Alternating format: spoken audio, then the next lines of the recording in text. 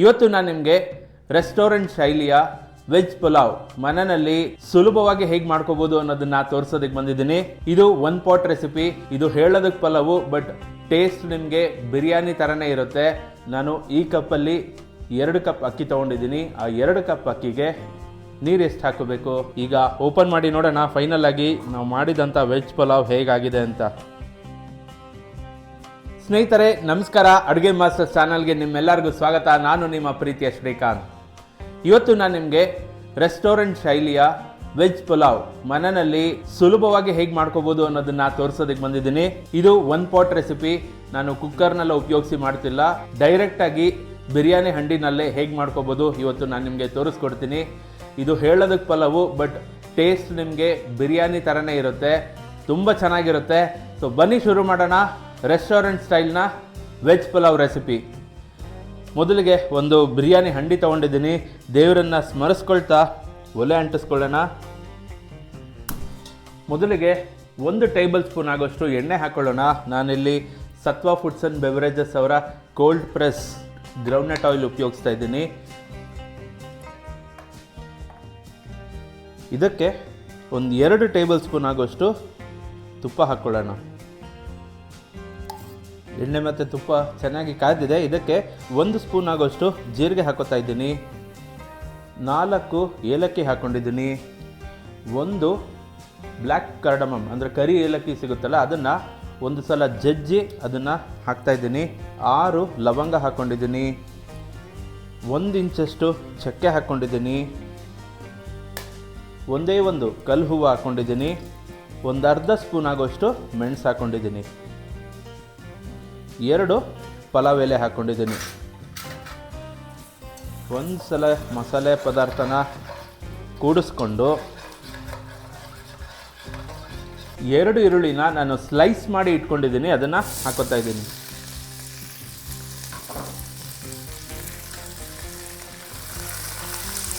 ಈರುಳ್ಳಿನ ಹೈ ಫ್ಲೇಮಲ್ಲಿ ಟ್ರಾನ್ಸ್ಲೂಸೆಂಟ್ ಆಗೋವರೆಗೂ ಅದನ್ನು ಫ್ರೈ ಮಾಡ್ಕೊಳ್ಳೋಣ. ಸ್ನೇಹಿತರೆ, ಈರುಳ್ಳಿ ಟ್ರಾನ್ಸ್ಲೂಸೆಂಟ್ ಆಗಿದೆ. ಈ ಟೈಮಲ್ಲಿ ಒಲೆನ ಸಣ್ಣ ಮಾಡಿಕೊಂಡು ಇದು ಗೋಲ್ಡನ್ ಬ್ರೌನ್ ಕಲರ್ ಆಗೋವರೆಗೂ ಫ್ರೈ ಮಾಡ್ಕೊಳ್ಳೋಣ.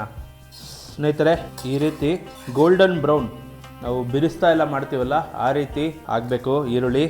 ಫ್ಲೇವರ್ ತುಂಬ ಚೆನ್ನಾಗಿ ಬರುತ್ತೆ ಅವಾಗ ಪಲಾವ್ದು.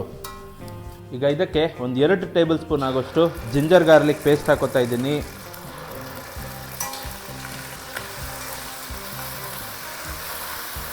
ಒಂದು 5-6 ಹಸಿಮೆಣಸಿನ್ಕಾಯಿ ಹಾಕೋತಾ ಇದ್ದೀನಿ. 2 ಟೊಮೆಟೊನ ಸ್ಲೈಸ್ ಮಾಡಿ ಇಟ್ಕೊಂಡಿದ್ದೀನಿ, ಅದನ್ನು ಇಲ್ಲೇ ಹಾಕೋತಾ ಇದ್ದೀನಿ. ಟೊಮೊಟೊನು ಚೆನ್ನಾಗಿ ಫ್ರೈ ಆಗೋವರೆಗೂ ನಾವು ಬಾಡಿಸ್ಕೊಳ್ಳೋಣ. ಸ್ವಲ್ಪ ರಿಚ್ ಆಗಿರಲಿ ಅಂತ ಒಂದು 15 ಗೋಡಂಬಿನ ಅರ್ಧ ಮಾಡಿ ಇಟ್ಕೊಂಡಿದ್ದೀನಿ, ಅದನ್ನು ಹಾಕ್ಕೊಂಡಿದ್ದೀನಿ. ಗೋಡಂಬಿ ಆಪ್ಷನಲ್ಲು, ಬೇಕಾದರೆ ಹಾಕೋಬೋದು, ಇಲ್ಲಾಂದರೆ ಸ್ಕಿಪ್ ಮಾಡ್ಬೋದು.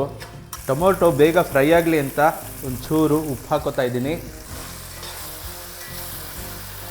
ಟೊಮೊಟೊನು ಫ್ರೈ ಆಗಿದೆ. ಒಂಚೂರು ಇದಕ್ಕೆ ನೀರು ಹಾಕೋತಾ ಇದ್ದೀನಿ. ಸುಮ್ಮನೆ ಒಂದು 2-3 ಟೇಬಲ್ ಸ್ಪೂನ್ ಆಗೋಷ್ಟು ನೀರು ಹಾಕ್ಕೊಂಡಿದ್ದೀನಿ. ಈಗ ಇದಕ್ಕೆ ಬೇಕಾಗಿರೋಂಥ ಮಸಾಲೆಗಳನ್ನ ಆ್ಯಡ್ ಮಾಡ್ಕೊಳ್ಳೋಣ. ಒಂದು ಚೂರು ಅರಶಿನ ಹಾಕ್ಕೊಂಡಿದ್ದೀನಿ. 1 ಸ್ಪೂನಷ್ಟು ಚಿಲ್ಲಿ ಪೌಡರ್ ಹಾಕ್ಕೊಂಡಿದ್ದೀನಿ. 2 ಸ್ಪೂನಷ್ಟು ಕಾಶ್ಮೀರಿ ಚಿಲ್ಲಿ ಪೌಡರು, ಕಲರ್ ಚೆನ್ನಾಗಿ ಬರಲಿ ಅಂದ್ಬಿಟ್ಟು 2 ಸ್ಪೂನಷ್ಟು ಕಾಶ್ಮೀರಿ ಚಿಲ್ಲಿ ಪೌಡರ್ ಹಾಕ್ಕೊಂಡಿದ್ದೀನಿ. 1 ಸ್ಪೂನಷ್ಟು ಧನಿಯಾ ಪೌಡರ್ ಹಾಕ್ಕೊಂಡಿದ್ದೀನಿ. ಇದನ್ನು ಸ್ವಲ್ಪ ಚೆನ್ನಾಗಿ ಫ್ರೈ ಮಾಡ್ಕೊಳ್ಳೋಣ. ತುಂಬ ಗಟ್ಟಿ ಆಯಿತು ಅನಿಸಿದ್ರೆ ಒಂಚೂರು ನೀರು ಹಾಕ್ಕೊಳ್ಳೋಣ. ನಾವು ಹಾಕಿರೋ ಮಸಾಲ ಪುಡಿ ಎಲ್ಲ ಸೀದೋಗಬಾರ್ದು ಅಂತ ಸ್ವಲ್ಪ ನೀರು ಹಾಕ್ಕೊಂಡಿರೋದು ಅಷ್ಟೇ. ಈಗ ಒಂದು ಬೌಲ್ ತೊಗೊಂಡಿದ್ದೀನಿ. ಆ ಬೌಲಿಗೆ 3/4 ಕಪ್ ಆಗೋಷ್ಟು ಮೊಸರು ಹಾಕೋತಾ ಇದ್ದೀನಿ.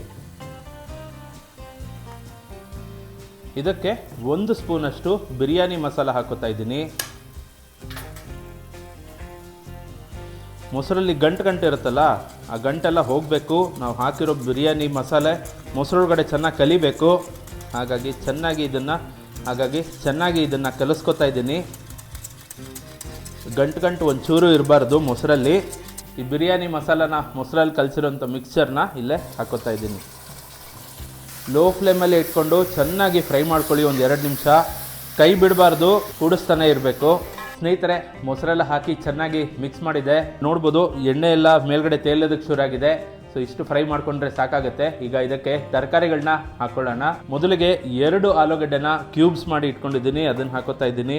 2 ಕ್ಯಾರೆಟ್ನ ಡೈಸ್ ಮಾಡಿ ಇಟ್ಕೊಂಡಿದ್ದೀನಿ, ಅದನ್ನು ಹಾಕೋತಾ ಇದ್ದೀನಿ. ಒಂದು 20 ಬೀನ್ಸ್ ತೊಗೊಂಡಿದ್ದೀನಿ, ಅದನ್ನು ಇಲ್ಲೇ ಹಾಕೋತಾ ಇದ್ದೀನಿ. ಒಂದು 3/4 ಕಪ್ ಆಗೋಷ್ಟು ಬಟಾಣಿ ತೊಗೊಂಡಿದ್ದೀನಿ, ಅದನ್ನು ಇಲ್ಲೇ ಸೇರಿಸ್ಕೊತಾ ಇದ್ದೀನಿ. ಅದನ್ನು ಚೆನ್ನಾಗಿ ಮಿಕ್ಸ್ ಮಾಡೋಣ. ಇದಕ್ಕೆ ಒಂದು 1/4 ಕಪ್ ಆಗೋಷ್ಟು ನೀರು ಹಾಕಿ ತರಕಾರಿನ ಚೆನ್ನಾಗಿ ಫ್ರೈ ಮಾಡ್ಕೊಳ್ಳೋಣ. ಫುಲ್ಲು ಇಲ್ಲೇ ಬೇಯೋವರೆಗೂ ಫ್ರೈ ಮಾಡ್ಕೋಬಾರ್ದು, ಒಂದು 3/4 ಭಾಗ ಬೇಯಬೇಕು ಅಷ್ಟೇ ತರಕಾರಿ ಇಲ್ಲಿ. ಸ್ನೇಹಿತರೆ ನೋಡಿ, ಕೈ ಬಿಡದರೆ ಒಂದು 10 ನಿಮಿಷ ಕೂಡಿಸ್ಕೊಂಡಿದ್ದೀನಿ. ತರಕಾರಿ ಎಲ್ಲ ಒಂದು ಅರ್ಧ ಮುಕ್ಕಾಲು ಫ್ರೈ ಆಗಿರುತ್ತೆ. ಕೈ ಬಿಡಬಾರ್ದು, ಕೂಡಿಸ್ತಾನೆ ಇರಬೇಕು, ಇಲ್ಲಾಂದರೆ ಕೈ ಬಿಟ್ಬಿಟ್ರೆ ತಳ ಕಚ್ಚುತ್ತೆ. ಹಾಗಾಗಿ ಕೂಡಿಸ್ಕೊತಾನೆ ಇರಬೇಕು. ಈಗ ಇದಕ್ಕೆ ಅಕ್ಕಿ ಹಾಕ್ಕೊಳ್ಳೋಣ. ನಾನಿಲ್ಲಿ ಬಾಸ್ಮತಿ ಅಕ್ಕಿ ತೊಗೊಂಡಿದ್ದೀನಿ. ಇದನ್ನು ಒಂದು 4-5 ಸಲ ಚೆನ್ನಾಗಿ ತೊಳೆದು 1 ಅವರ್ ನಾನು ನೀರಲ್ಲಿ ನೆನೆಸಿ ಇಟ್ಟಿದ್ದೆ. 1 ಅವರ್ ನೆನೆಸಿಲ್ಲ ಅಂದರೂ 30ರಿಂದ 35 ನಿಮಿಷ ಮಿನಿಮಮ್ ಇದನ್ನು ನೆನೆಸಲೇಬೇಕು. ಸೊ ನಾನು 1 ಅವರ್ ಮೇಲೆ ನೆನೆಸಿದ್ದೀನಿ. ಇದನ್ನು ಈ 2 ಕಪ್ ಬಾಸ್ಮತಿ ಅಕ್ಕಿನ ಇಲ್ಲಿಗೆ ಹಾಕೋತಾ ಇದ್ದೀನಿ. ನೀರಲ್ಲಿ ಅಕ್ಕಿಲಿ ಇರೋವಂಥ ಸ್ಟಾರ್ಚು ಪೂರ್ತಿ ಹೋಗಬೇಕು. ನಾವು ನೀರು ಹಾಕಿದ್ರೆ ಅದಕ್ಕೆ ನೆನೆಯೋದಕ್ಕೆ ಅಕ್ಕಿಲಿ ಪೌಡರ್ ಇರುತ್ತಲ್ಲ, ಅದು ಒಂಚೂರು ಕಾಣಿಸ್ಬಾರ್ದು.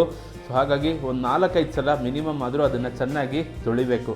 ನಾನು ಈ ಕಪ್ಪಲ್ಲಿ 2 ಕಪ್ ಅಕ್ಕಿ ತೊಗೊಂಡಿದ್ದೀನಿ. ಆ 2 ಕಪ್ ಅಕ್ಕಿಗೆ 4 ಕಪ್ಪು ನೀರು ಹಾಕ್ಕೊಳ್ಳೋಣ. 1:2 ರೇಷಿಯೋ.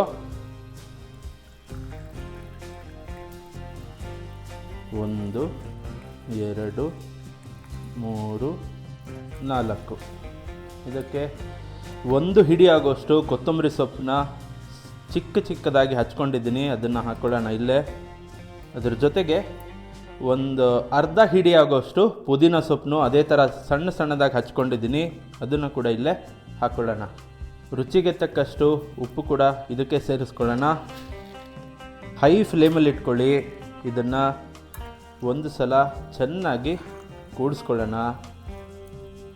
ಮಿಕ್ಸ್ ಮಾಡುವಾಗ ನಿಧಾನಕ್ಕೆ ಮಿಕ್ಸ್ ಮಾಡಿ, ಯಾಕಂದರೆ ಅಕ್ಕಿ ಮುರಿದು ಹೋಗೋ ಚಾನ್ಸಸ್ ಜಾಸ್ತಿ ಇರುತ್ತೆ. ಹಾಗಾಗಿ ನಿಧಾನಕ್ಕೆ ಸೈಡಿಂದನೇ ತೊಗೊಂಡು ಮಿಕ್ಸ್ ಮಾಡಬೇಕು. ಮಧ್ಯದಲ್ಲಿ ತೊಗೊಳಕ್ಕೆ ಹೋದರೆ ಅಕ್ಕಿ ಮುರಿದೋಗುತ್ತೆ. ಹಾಗಾಗಿ ಸೈಡಿಂದನೇ ತೊಗೋತಾ ಇರಬೇಕು. 1 ಕುದಿ ಬರೋವರೆಗೂ ಇದನ್ನು ಹೈ ಫ್ಲೇಮಲ್ಲೇ ಇಟ್ಕೊಂಡಿರೋಣ. ಸ್ನೇಹಿತರೆ ನೋಡ್ಬೋದು, ನೀರು ಕುದಿಯೋದಕ್ಕೆ ಶುರು ಆಗ್ತಿದೆ. ಈ ಟೈಮಲ್ಲಿ ಇನ್ನೊಂದು ಸಲ ಎಲ್ಲ ಮಿಕ್ಸ್ ಮಾಡಿಬಿಡೋಣ. ನಿಧಾನಕ್ಕೆ ಮಿಕ್ಸ್ ಮಾಡಿದ್ದಾಗಿದೆ. ಈಗ ಇದಕ್ಕೆ ಪ್ಲೇಟ್ ಮುಚ್ಚಿಬಿಡೋಣ. ಸ್ನೇಹಿತರೆ, ಮುಚ್ಚಳ ಮುಚ್ಚಿದ್ದಾಗಿದೆ. ಈಗ ಇದನ್ನು ಹಾಗೆಯೇ ಮೀಡಿಯಮ್ ಫ್ಲೇಮಲ್ಲಿ ಒಂದು 1/4 ಗಂಟೆ ಇದನ್ನು ಬೇಯಿಸಬೇಕು. ಮಧ್ಯದಲ್ಲಿ ಮುಚ್ಚಳ ಓಪನ್ ಮಾಡಿ ಕೂಡಿಸೋದು ಎಲ್ಲ ಏನೂ ಮಾಡಬಾರ್ದು. 1/4 ಗಂಟೆ ಮೀಡಿಯಮ್ ಫ್ಲೇಮಲ್ಲಿ ಇದನ್ನು ಹಾಗೆ ಬೇಯಿಸ್ಕೊಳ್ಳೋಣ. ಸ್ನೇಹಿತರೆ, ಒಂದು 1/4 ಗಂಟೆ ಇದನ್ನು ಬೇಯೋದಕ್ಕೆ ಬಿಟ್ಟಿದ್ದೆ. ಓಪನ್ ಮಾಡಿ ನೋಡೋಣ ಹೇಗಾಗಿದೆ ಅಂತ. ನೋಡಿ, ತುಂಬ ಚೆನ್ನಾಗಿ ಬೆಂದಿದೆ. ಆದರೂ ಒಂದು ಸಲ ಏನು ಮಾಡಿ, ಸೈಡಿಂದ ಕೆಳಗಡೆ ನೋಡಿ, ನೀರೇನಾದರೂ ಇದ್ದರೆ ಇನ್ನೂ ಒಂದು 2 ನಿಮಿಷ ಹಾಗೆ ಬೇಯೋದಕ್ಕೆ ಬಿಡಿ. ನೀರು ಪೂರ್ತಿ ಹಿಂಗಿದೆ. ಈಗ ಒಲೆ ಆಫ್ ಮಾಡಿಬಿಟ್ಟು ಮತ್ತೆ ಮುಚ್ಚಳ ಮುಚ್ಚಿ ಒಂದು 10ರಿಂದ 15 ನಿಮಿಷ ಇದನ್ನು ರೆಸ್ಟ್ ಮಾಡೋದಕ್ಕೆ ಬಿಡೋಣ. ಈಗಲೇ ಓಪನ್ ಮಾಡಿ ಸರ್ವ್ ಮಾಡಬಾರ್ದು. ಅದ್ರ ಒಳಗಡೆ ಇರೋ ಸ್ಟೀಮ್ ಎಲ್ಲ ಅದಾಗದೆ ಹೋಗಬೇಕು. ಆ ಫ್ಲೇವರ್ ಎಲ್ಲ ರೈಸು ಚೆನ್ನಾಗಿ ಹೀರ್ಕೊಳ್ಳುತ್ತೆ. ಅವಾಗ ಮಿನಿಮಮ್ ಒಂದು 10 ನಿಮಿಷ ಇದನ್ನು ರೆಸ್ಟ್ ಮಾಡೋದಕ್ಕೆ ಬಿಡೋಣ. ಸ್ನೇಹಿತರೆ, ಒಂದು 10 ನಿಮಿಷ ರೆಸ್ಟ್ ಮಾಡೋದಕ್ಕೆ ಅಂತ ಬಿಟ್ಟಿತ್ತು. ಈಗ ಓಪನ್ ಮಾಡಿ ನೋಡೋಣ ಫೈನಲ್ ಆಗಿ ನಾವು ಮಾಡಿದಂಥ ವೆಜ್ ಪಲಾವ್ ಹೇಗಾಗಿದೆ ಅಂತ. ತುಂಬ ಚೆನ್ನಾಗಾಗಿದೆ. ಒಂದು ಸೌಟ್ ತಗೊಂಡು ಸೈಡಿಂದ ಮೇಲೆ ಹಾಕಬೇಕು, ಮಧ್ಯದಿಂದ ತೆಗಿಬೇಡಿ. ಸೈಡಿಂದ ತೆಗೆದು ಇದನ್ನು ಮಿಕ್ಸ್ ಮಾಡಬೇಕು. ಮಧ್ಯದಿಂದ ತೆಗೆದ್ರೆ ಅನ್ನ ಮುರಿಯೋಂಥ ಚಾನ್ಸಸ್ ಜಾಸ್ತಿ ಇರುತ್ತೆ. ನೋಡಿ, ಕಂಪ್ಲೀಟಾಗಿ ಬೆಂದಿದೆ ಅನ್ನ. ಒಂಚೂರು ನೀರಿಲ್ಲ, ಒಂಚೂರು ತಳ ಕಚ್ಚಿಲ್ಲ. ತುಂಬ ಚೆನ್ನಾಗಾಗಿದೆ. ಒಂದು ಸಲ ಇದನ್ನು ರುಚಿ ನೋಡೋಣ ಹೇಗೆ ಬಂದಿದೆ ಅಂತ. ಸ್ನೇಹಿತರೆ, ಪಲಾವ್ ಮಾತ್ರ ಅದ್ಭುತವಾಗಿ ಬಂದಿದೆ.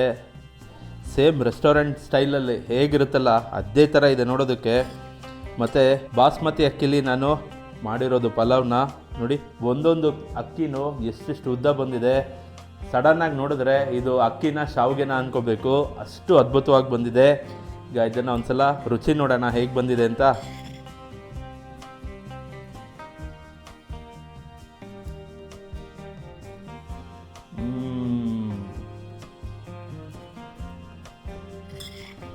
ಸೂಪರಾಗಿ ಬಂದಿದೆ. ಮನೆಯಲ್ಲಿ ಮಾಡಿರೋದು ಇದು ಅಂತ ಹೇಳೋದಕ್ಕೆ ಆಗಲ್ಲ, ಸೇಮ್ ಹೋಟೆಲ್ ಟೇಸ್ಟೇ ಬಂದಿದೆ. ಅದ್ಭುತವಾಗಿದೆ. ಮಸಾಲೆಗಳು, ಆ ಖಾರ ಎಕ್ಸ್ಟ್ರಾಡಿನರಿ ಆಗಿದೆ. ವೀಕೆಂಡಲ್ಲಿ ಇದನ್ನು ಟ್ರೈ ಮಾಡಿ, ಮನೆಯವರೆಲ್ಲ ತಿನ್ನಿ ಫುಲ್ ಖುಷಿಯಾಗಿ ಹೋಗ್ತಾರೆ, ಅಷ್ಟು ಅದ್ಭುತವಾಗಿ ಬಂದಿದೆ. ಸೊ ಇದಾಗಿತ್ತು ಇವತ್ತಿನ ವಿಡಿಯೋ. ಐ ಹೋಪ್ ಈ ರೆಸ್ಟೋರೆಂಟ್ ಸ್ಟೈಲ್ ವೆಜ್ ಪುಲಾವ್ ನಿಮಗೆ ಇಷ್ಟ ಆಗಿದೆ ಅಂತ ಅನ್ಕೋತೀನಿ. ಇಷ್ಟ ಆಗಿದ್ದರೆ ಲೈಕ್ ಮಾಡಿ, ಫ್ರೆಂಡ್ಸ್ ಆ್ಯಂಡ್ ಫ್ಯಾಮಿಲಿ ಜೊತೆ ವಿಡಿಯೋ ಶೇರ್ ಮಾಡಿ, ಮನೆಯವರೆಲ್ಲ ಸೇರಿ ಒಂದು ವೀಕೆಂಡು ಇದನ್ನು ಮಾಡ್ಕೊಂಡು ತಿನ್ನಿ.